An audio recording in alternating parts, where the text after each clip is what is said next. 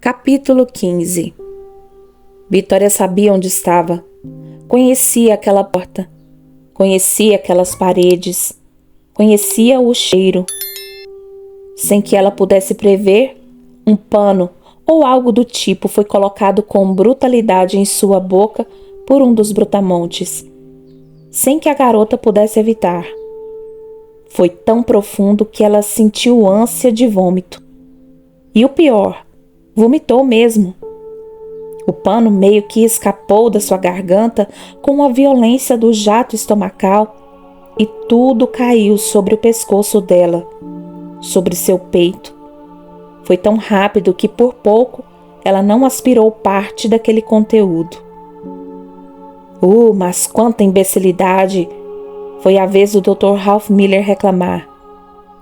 Vocês não servem nem mesmo para uma tarefa tão simples. Vitória ofegava, vomitando mais uma vez. O médico só esperou que ela acabasse. Uma aspiração de vômito era um quadro grave. Podia causar uma pneumonia fatal. E ele não queria que Vitória morresse tão cedo assim. De qualquer modo, ele não tinha aguardado tanto para que a maldita paciente ficasse bem desperta para agora ser obrigado a sedá-la novamente. O que possivelmente acabaria mal, com ele tendo que passar um tubo nasotraqueal nas vias aéreas de Vitória e conectá-la ao Bird Mark 7, um moderno ventilador mecânico que garantiria sua respiração na enfermaria. Na enfermaria e não ali no necrotério, por todos os infernos. Não, essa não era a solução. Além do mais, o Bird não era isento de falhas, e se desse defeito, a mataria. E ele não iria deixá-la morrer bem debaixo de seu nariz. Sendo assim, calçou luvas de borracha que encontrou em cima da pia e ele mesmo ajeitou o pano e depois a mordaça de couro. Um dos auxiliares segurou a cabeça de Vitória até que a mordaça fosse presa por trás dela. Vitória viu a expressão de descaso no rosto de Ralph Miller. Lutou contra as lágrimas, porque poderia literalmente se afogar nelas. Obstruiria o nariz, a única passagem de ar, e que já estava meio queimando com o vômito, que tinha saído também por ali. Contudo, Vitória achou que poderia realmente morrer fazendo isso. Segurou as lágrimas para quando estivesse sozinha. Não ia demorar. Ela olhava para o teto. As luzes queimavam sua vista, deixando-a embaçada. Também era culpa daquele início de choro que Vitória tinha conseguido conter. Foi sua alma que estremeceu ao escutar o barulho do gavetão do necrotério, o ruído áspero de metal ao deslizar sobre os trilhos. Era de gelar o sangue. Só mais alguns instantes e ela estaria lá dentro. Não queria pensar. O coração agora parecia que ia explodir. Vitória não conseguia respirar, em parte pelo nariz entupido, em parte pelo pavor e em parte pelo cheiro de vômito que, como notou, ia ficar sobre ela. A sudorese fria já inundava todo o corpo. Os dois auxiliares brutamontes soltaram as amarras dos pés e mãos de Vitória. Ela esperou calmamente, deixando o pé e a mão soltos totalmente inertes sobre a maca, como se sequer lhe pertencessem. De braços cruzados a 2 passos de distância, Ralph Miller observava triunfante. O outro pé foi solto. Quase em seguida, as correias da última mão se soltaram, como se fosse de mola, mais rápida que um raio. A jovem deu um pinote com o corpo, ergueu o tronco, acertou um chute no auxiliar que se aproximou dela primeiro e conseguiu descer da maca. Fez a maca de ariete e a empurrou com violência contra o outro auxiliar, O Dr. Miller não tinha qualquer condicionamento físico. Levou um pisão do auxiliar que foi abalroado pela maca e teve que se apoiar para não cair. Vitória saiu correndo como se não houvesse amanhã. Só a adrenalina para fazer o corpo dela funcionar. Tão espetacularmente após horas de tortura, amarrada naquela maca. Se a porta do túnel estiver aberta, ela bateu em uma das mesas, mas ainda assim estava em vantagem. Sem pensar nas dores, disparou pela passagem que a levaria ao túnel, mas não conseguiu alcançá-la. Subestimaram o condicionamento físico dos brutamontes. Os dois a alcançaram quase juntos. Um agarrou Vitória pela cintura, erguendo-a do chão. Gritos de todo mundo. Vitória lançou uma cotovelada para trás, rente ao corpo, e conseguiu acertar o auxiliar graças ao tórax largo do homem. Ele afrouxou o aperto um pouco, mas o segundo simplesmente se jogou contra a menina e a derrubou no chão. O impacto contra o piso tirou todo o ar do pulmão de Vitória, que saiu pelo nariz numa lufada barulhenta, e levou com ele o muco e o vômito que estavam presos nas narinas. Ela achou que fosse morrer. Não conseguia inspirar o ar e foi acometida por uma dor horrível numa das bases do tórax. Não tinha mais jeito, tinha perdido. Ficou quieta. O marmanjo ofegando e espremendo seu corpo contra o dela. O outro passou uma corda comum pelos pés de Vitória, enquanto ela ainda estava no chão.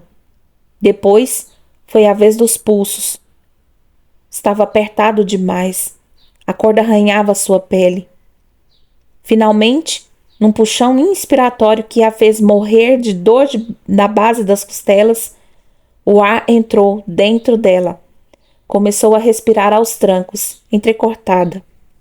Ninguém esperou que se recuperasse. Como um saco de arroz, Vitória foi carregada de volta para o necrotério. O Dr. Miller acompanhara o desenrolar de perto e estava espumando, o rosto vermelho e inflado. Veio ao encontro da jovem ainda no corredor, ainda usando as luvas, e desvairadamente rasgou a parte da frente imunda das vestes de Vitória. Ergueu o sutiã num puxão brutal, expondo-a. Então ele mostrou o que trazia consigo. Ergueu a mão bem diante dos olhos de Vitória, uma pinça cirúrgica prateada. Será que ele a levava no bolso? Aterrorizada, a garota começou a gritar por detrás das mordaças. O médico deu-lhe as costas e caminhou. Entrou de novo no necrotério.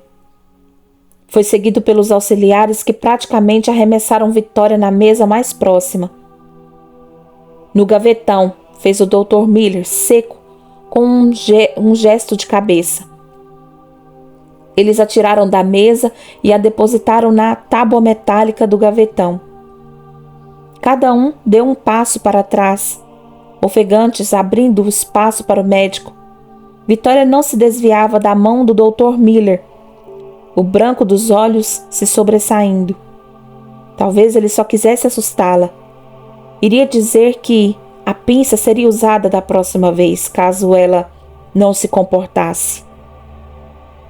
O gavetão onde Vitória fora colocada era o do meio. Muito fácil para o Dr. Miller olhá-la, olhar seus seios nus, respirar em cima dela, colocar a pinça perto de seus olhos e manuseá-la. Respirando loucamente, Vitória não sabia o que estava vendo. Não entendeu o mecanismo da pinça, só percebeu que tinha o formato de uma tesoura e era possível fechá-la e travá-la. Vitória tremia muito. Sem aviso, o Dr. Miller levou a pinça a um dos mamilos da jovem. Ela tentou se esquivar, mas as mãos dos auxiliares a seguraram seu seio. O Dr. Miller apertou a pinça com força, mas não a travou. Ele ficou segurando o instrumento porque queria sentir o desespero, a dor, os movimentos.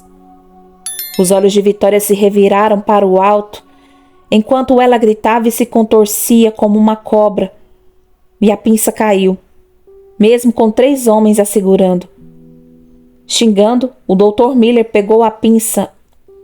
Antes estimulou o mamilo com os dedos até que ele se elevasse. Então, puxando-o para cima, instalou a pinça na sua base. Dessa vez, Vitória pensou que desmaiaria. A dor nas costelas ficou esmaecida e todas as outras dores inexistentes. Gritos abafados saíam pela mordaça. Gritos de um animal encurralado, contemplando a morte.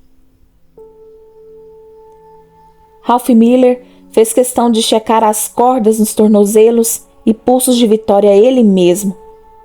A garota que ficasse com as cordas. Ia dar muito trabalho colocar as amarras de couro. Ela se contorcia demais e gritava a plenos pulmões com a pinça muito bem segura à sua carne dessa vez. Isso dificultava o trabalho. Dei uma última olhada, ele ordenou aos assistentes, enquanto eles checavam as cordas. De súbito, Vitória pareceu que ia entrar em choque. Os gritos diminuíram bruscamente, restando apenas gemidos baixos. O pescoço era jogado de um lado para outro, a esmo, e os músculos, antes totalmente contraídos, agora estavam flácidos. A merdinha vai desmaiar. Ele pegou o cabo da pinça e soltou a trava. O mamilo sangrava profusamente. Se a pinça estivesse quente, como ele já tinha experimentado em outras pacientes problemáticas, teria cortado o mamilo fora, como se fosse feito de manteiga. Esperou um pouco. Como Vitória demorasse a ter noção de onde estava, o médico embebeu um pano em água gelada da torneira e o colocou cobrindo o rosto de Vitória. Como ela não se pusesse imediatamente ativa, como ele gostaria, começou a derramar água gelada sobre o pano, na altura do nariz da jovem. Lutando para respirar, logo Vitória estava novamente gritando alto. Parecia gritos de louca. Ela entendeu muita coisa ali, naquele instante. Antes de enfiá-la para dentro, Ralph Miller tirou o pano encharcado e olhou Vitória nos olhos. Parecia calma agora, porque tinha vencido. Tinha feito ela berrar, urrar, se mijar de pavor. Tinha infligido dor considerável. Ela merecera. Estava calmo e tranquilo, porque agora via nos olhos da paciente que ela estava rendida. Ele não gostava de mulheres histéricas, que não se dobravam, se debatiam, se jogavam contra paredes e urravam como se numa mesa de sacrifício. Bem, ele gostava de dar-lhes algum motivo para berrar. Se Vitória continuasse assim, arrancaria o útero dela. Vai-se o útero, vai-se a histeria. Assim estabelecia a ciência. Mas antes disso, talvez ele usasse a pinça quente no outro mamilo, ou em seu clitóris. Sorriu, regozijando-se. Bastaria ela lhe dar motivo. Hoje você vai ficar aqui o mesmo tempo que ficou da última vez. O doutor falou alto e em bom som. Quero você viva para dar continuidade aos meus planos de tratamento para o seu caso. Uma pausa dramática, fria e úmida. O único som foi o do vento cortante assobiando tão alto nas janelas de cima que era possível ouvi-lo. Só que da próxima vez, cara Vitória, não me teste. O ruído do gavetão sobre os trilhos, arranhando, rasgando estridente, seguido de um sonoro blam. Era como se tivesse o poder de esmigalhar a cabeça de Vitória. Ela não suportava mais nenhum som. Fechada a porta, a escuridão tomou conta de tudo. Vitória mal conseguia se mexer. E isso não era apenas por causa das cordas enroladas nela. As dores que havia sentido antes da maca já nem importavam, excetuando a cabeça, que pulsava mais freneticamente. Uma ou duas costelas deviam estar quebradas, ela tinha certeza, a julgar pela dor, a cada inspiração mais profunda. E o mamilo queimava. Deveria estar destruído. Sem contar o quanto ela se sentia humilhada naquele momento. E sozinha, muito sozinha. Vitória desatou em choro copioso, emitindo grunhidos e sons inexprimíveis debaixo da mordaça e do pano na garganta. Seus pulsos tinham sido amarrados na frente do corpo, estirados para baixo. Com muito custo, ela deu um jeito de dobrar os cotovelos e subir as mãos até o peito. Estava encharcado de sangue. Vitória tentou tocar de leve o seio machucado e quase gritou de dor outra vez, conforme a corda roçou no machucado exposto. Ofegava entre dentes. Melhor não se mover. Seu corpo doía demais. Melhor rezar. Entre orações murmuradas, ela chorou e chorou. Melhor tentar dormir, se acalmar, morrer logo. Depois de um tempo, porém, Vitória notou que o entupimento do nariz não a faria morrer asfixiada e só aumentava seu desconforto. Resolveu mudar a estratégia. Tinha que parar de chorar. Precisava que o ar entrasse. Com ou sem dor nas costelas, ela tinha que pelo menos respirar. Fungava com força, tentando engolir a secreção nasal e sugando o ar como podia, com sofreguidão, já que a mordaça também cobria parte do nariz. A cada respiração, sentia aquela dor aguda nas costelas direitas. Será que, se a dor aumentasse, ela não conseguiria respirar? Vitória não sabia.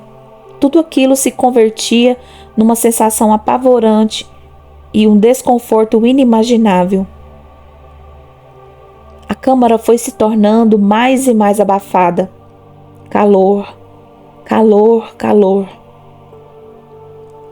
Vitória tinha a impressão de que seu corpo entraria em combustão espontânea. O suor escorria pelo couro cabeludo, pela testa, caindo nos olhos, nos ouvidos, a parte de trás das pernas e as costas estavam encharcadas. Porém, quando ela tentava mover o corpo para ficar de lado ou mover a cabeça para redirecionar a transpiração, batia num dos lados do gavetão. Sem contar que qualquer movimento dava as malditas agulhadas nas costelas. Era tão pequeno ali, tão apertado, tão claustrofóbico. Vitória gemia baixinho, assustada. Era como ser enterrada viva. Mas precisava parar de chorar e não ficar pensando no pior. Ela não tinha ideia de quanto tempo ficara ali da primeira vez, e o Dr. Miller prometera deixar ali pelo mesmo tempo.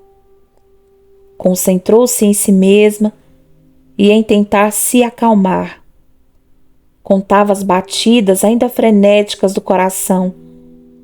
Tentava respirar o mais profundo que conseguia, bem devagar, para não disparar abruptamente a dor nas costelas. Tinha que se acalmar. Ela odiava o Dr. Ralph Miller. Percebeu que, a despeito de tudo em que vivenciara na vida, estava começando a odiar o seu pai também. Era um sentimento tão palpável que ela se surpreendeu. Não desejo vê-lo nunca mais. E ela fez a promessa em seu coração. Mesmo que sobrevivesse a Waverly Hills, mesmo que conseguisse sair dali. No seu coração, o Dr. Milton John tinha perdido o brilho, tinha se transformado em carrasco. Seu carrasco. Ah, que dor angustiante e sofrida. Melhor mudar o rumo dos pensamentos. Melhor pensar em outra coisa. Mesmo que aquele ódio invadisse suas veias como veneno e os pressentimentos quanto ao futuro fossem funestos, Vitória fez um esforço para se concentrar em coisas boas. Seus passeios de bicicleta, totalmente livre, com Toby ou sozinha, aproveitando a brisa, colhendo flores em suas tardes na floresta, o rio tão maravilhoso. Ela se concentrou na lembrança da água e de como o sol a transformava em puro cristal líquido e permeava a folhagem das árvores, traçando fitas saídas de contos de fadas ou de sonhos. Sonhos. Ela também se lembrava de sonhos. Havia um lugar onde o sol fazia a água brilhar com infinitas cores. Só não se lembrava aonde. Estava sonolenta, percebeu. O estresse sofrido cobrava seu preço mais uma vez. Sentia-se mole, e as dores eram agora como um surdo pulsar constante. Vitória pensou em suas amigas. O que será que diriam as suas amigas? Será que o feriado de Natal já tinha passado? Ela estava perdida no tempo outra vez. Teriam as aulas recomeçado? Aos poucos, muito aos poucos, o coração desacelerou. O nariz estava menos obstruído, só que o cheiro do vômito era cada vez mais nauseabundo. Estava em seu pescoço, em seu peito, nas costas e em partes de seu cabelo, misturado com o cheiro ferroso do sangue e suor. Tinha impregnado tudo por onde escorrera, pelo que restava de sua roupa. Talvez o cheiro melhore quando toda essa sujeira estiver seca, refletiu a garota. Por falar em seca, ela se viu mais ciente do que nunca da sede que sentia. Sede, sede, sede. Sem saber quanto tempo havia passado, Vitória acordou de repente, quieta como uma boneca de pano que alguém jogou fora. Tinha conseguido controlar a maior parte das sensações negativas e se sentiu ligeiramente melhor com a constatação. Apesar da prisão, Vitória se descobria como uma jovem de coragem e força. Havia um certo conforto em saber que ninguém poderia lhe fazer mal enquanto estivesse enfiada nas profundezas da terra, guardada no necrotério, naquela caixa apertada. De súbito, porém, um feeling, uma sensação já conhecida, uma presença. Foi o suficiente para que a sensação clara de pseudo-controle começasse a tremeluzir. Não entre em pânico, não entre em pânico, não entre em pânico, não entre em pânico, não entre em pânico, não entre em pânico, não entre. Vitória engoliu em seco. Não entre, não entre, não entre, não entre, não entre. Mas já estava quase lá. Foi como ir de 0 a 100 em instantes. O terror de perder o controle, de ver-se vencida pelo pânico que aquilo lhe causava. Como acontecer algumas vezes antes de vir para o sanatório, a sufocava. Se lhe faltasse o controle emocional, poderia enlouquecer de verdade, para sempre. A sensação de tragédia iminente ameaçou inundar o seu coração e a sua mente, todo o seu ser, e transbordar para fora. Estava enchendo todo o gavetão, onde ela se afogaria e afogaria. Num esforço sobre-humano, Vitória tentou trancar o pavor dentro de si, mas parecia-lhe escutar a risada, outra vez, mais alta. Aquela risada de escárnio, a alegria petrificante do gárgula. Não, não. Vitória respirava, respirava, só respirava, só respirava. Então seus olhos rodearam na escuridão. E se o visse novamente? Não ali, não ali. Apenas respire. O ar não parecia suficiente. Não enchia seus pulmões.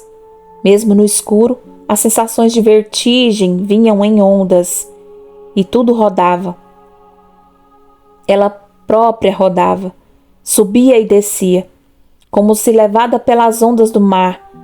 Girava como uma pluma ao sabor da ventania. Náuseas, outra vez. Já não tinha nada no estômago. Ela trancou a iminência do vômito, mas não adiantou. De algum modo ele subiu, queimando o esôfago, a garganta, a nova golfada de puro líquido. Foi sorte, pois a maior parte saiu pelo nariz. Havia mais fácil. Vitória segurou a respiração por instinto, ficando sem ar por vários e vários segundos, evitando aspirar os resíduos, deixando que eles escorressem pelo pescoço. Uma parte menor de vômito escorria pelas beiradas úmidas do pano oclusivo na boca, empapando, bem como a mordaça. E o que restou represado na boca foi preciso engolir de volta. Não respire, não respire. Então, sufocada, experimentou puxar um pouco de ar, bem pouquinho, com cuidado. Uma vez, duas, devagar. Então, assoprou ruidosamente o conteúdo nojento do nariz. O corpo se remexia em espasmos. Percebeu que tremia como vara verde. Medo, tanto medo. Nem percebeu que estava de novo gemendo. Sentia parte do rosto formigando, o pescoço, as extremidades. A barriga inteira doía pelas contrações do vômito. A cabeça ia explodir. As costelas ameaçavam perfurar seu pulmão, a julgar pela dor. Sua respiração estava mais uma vez curta e superficial, e ela, tendo limpado seu nariz o suficiente, tentou respirar devagar, compassadamente. Mas o coração cavalgava, frenético, e ela não tinha como fazê-lo desacelerar por pura vontade. Então, a única coisa a ser feita era Vitória tentar ignorar aqueles sintomas. Sabia que era resultado do pânico e do medo. Ainda sentia a presença do monstro ao lado dela. Era muito perturbador. Aparentemente, as paredes da câmara não o restringiam. Ele estava bem ali, ao seu lado, dentro do gavetão. Vitória sentia um ar gelado do lado esquerdo do rosto, como se aquilo respirasse perto dela. O corpo da jovem estava inteiro contraído. Não adiantava gritar, não havia para onde correr. Presa pelas cordas, ela virou o rosto para o outro lado, os olhos bem abertos, as pupilas dilatadas, mesmo naquela escuridão. Ele irá embora logo, irá embora como das outras vezes. Se eu puder ignorá-lo. Depois de um tempo, o ar, que havia ficado carregado com aquela presença maligna, se tornou ar de novo, abafado e nauseante. Mas era só ar. Vitória fechou os olhos com alívio. A gárgula havia desaparecido por completo. Então ela se apoiou na convicção de que a porta do gavetão iria abrir em algum momento. Tentou engolir, aliviar um pouco a garganta e a queimação que sentia nela. Gritos, a aspereza do pano, o ressecamento pela sede e o suco gástrico não eram uma boa mistura. Mas não adiantava pensar no desconforto da garganta. Vitória tinha que se comportar como um maratonista durante sua longa corrida.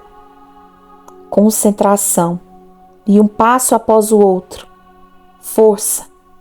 Não pensar no desgaste do corpo, mas na linha de chegada. Se Vitória se concentrasse assim também, coragem. Não daria ao Dr. Ralph o gosto de vê-la sucumbir, afogada no próprio vômito. Iria dar um pouco mais de trabalho. Aquela não seria a noite em que seu pai haveria de receber a notícia de sua morte. De jeito nenhum. Ao contrário do que estivera pensando. De jeito nenhum morreria ali. De novo as dores foram ensurdecendo. Seu latejar era constante, mas suportável. Vitória simplesmente as acolheu, sabendo que aquele martírio não duraria eternamente. O mau cheiro podia não ser tão ruim se ela só pensasse em receber o oxigênio de que necessitava. Se relaxasse os músculos ao invés de forçá-los inutilmente contra as cordas. Transpiraria menos e o local ficaria menos abafado, além de poupar suas forças. Então ela se acomodou, se acalmou o suficiente. Fez o mesmo caminho de antes. Agora pense em alguma outra coisa, Vitória. Alguma coisa boa. Alguma coisa que a transportasse momentaneamente para outro lugar. Então apenas surgiu na sua lembrança, vívida, a pedra. Qual seria seu significado? Uma lembrança. O médico lhe dissera. Vitória ficou refletindo. Uma lembrança, uma lembrança. Mas uma lembrança do quê? E por quê? Pensar na pedra, no médico, o encontro na floresta, os presentes que ganhara, era bom.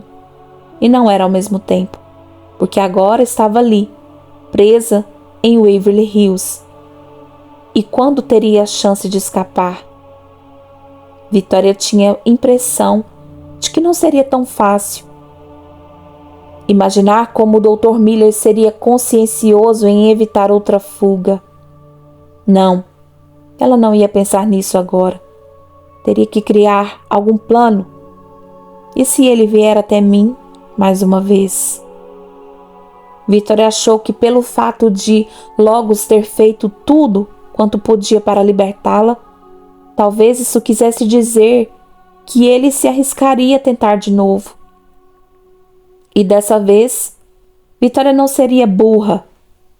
Se Robert não tivesse aparecido e a levado até o laboratório, nessa altura ela estaria bem longe. Tentou se acomodar um pouco melhor, ajeitou o corpo como pôde. A base do pulmão direito se ressentia a cada respiração mais profunda. Mas era aquela queimação no mamilo que a preocupava mais.